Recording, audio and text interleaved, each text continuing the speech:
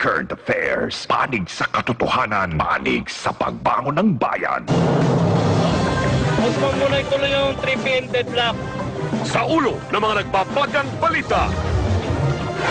Puno ng mga turista mula Hong Kong, hinostage ng sinibak na pulis sa Quirino Grandstand. Ang huling ulat sa hostage taking, alamin. Exclusive, premyadong pulis naging hostage taker.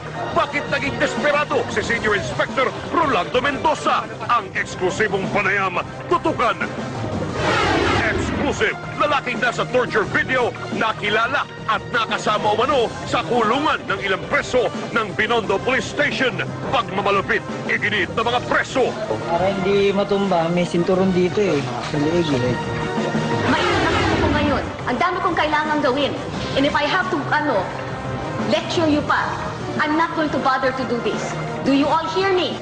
Video ng pagtataray sa media ni CHR Commissioner Kisumbing, umani ng batiko sa internet. Kisumbing, not sorry. I'm really sorry about it. I regret though. I feel sorry and bad. Exclusive, 8 pulis sa Northern Samar patay sa ambush ng hinihinalang mga miyembro ng NPA. Prangkisa ng bus na nakabanggas sa sakyan ng beauty queen, suspendido na. At sino nga ba si Binibining Pilipinas International Melody Gersbach? Venus Rock, isa sa top favorites sa Miss Universe. Tagumpay sa pageant, gustong ialay ni Venus sa namatay na beauty queen. At sa gitna ng legal na issue ng kanilang hiwalayan, James Yap tumulak sa Amerika para magbakasyon.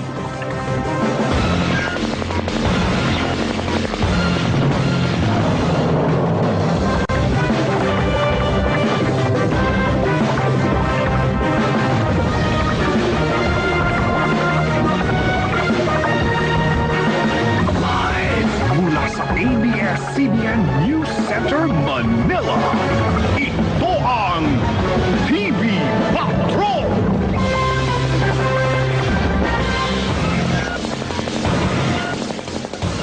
Magandang gabi, Pilipinas! Live tayo ngayon dito sa Maynila kung saan patuloy ang matensyong hostage drama. Kami ang mga patrol ng Pilipino. Nagbabalita at naglilingkod sa inyo saan man sa mundo.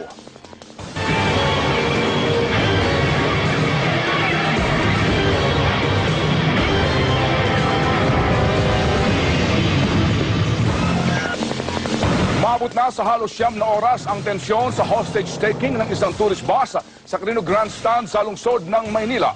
Simula kaninang umaga, 9 pa lamang ang napapakawalan sa 25 bihag na sakay ngayon ng bus.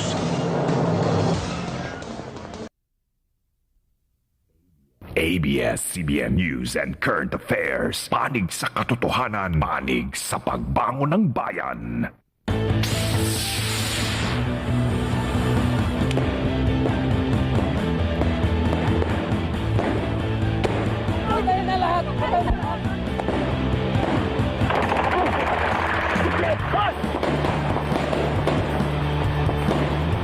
Hostage-taking ng mga Hong Kong tourists sa Quirino Grandstand, naging malagim ang pagtatapos. Krisis, tumagal ng halos 11 oras. Ang buong detalye ng hostage crisis, ilalahad. Pinagbibintangan nila ako. Na-accessory to this incident.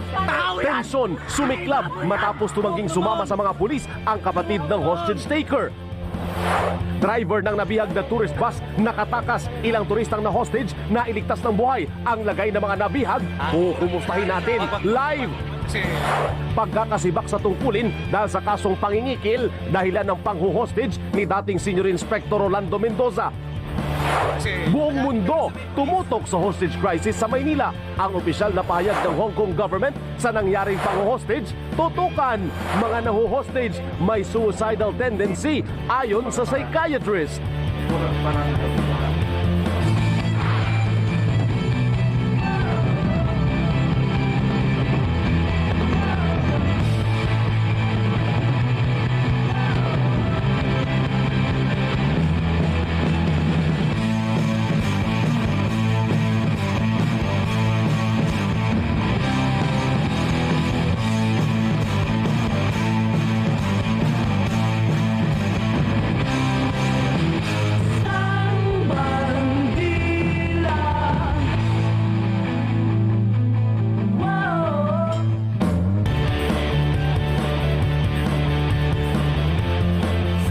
Balitang bumabandila. Madugo ang katapusan ng mahigit 11 oras na hostage drama sa Quirino Grandstand sa Maynila kanina. Patay ang hostage taker na si dating Senior Inspector Rolando Mendoza at 7 sa mga hinostage. Ginagamot naman sa ilang mga ospital sa Maynila ang ibang nakaligtas. At alam mo, Ses, halos 2 buwan pa lamang ang nakalilipas. Sentro ng pagdiriwang nating mga Pilipino ang Quirino Grandstand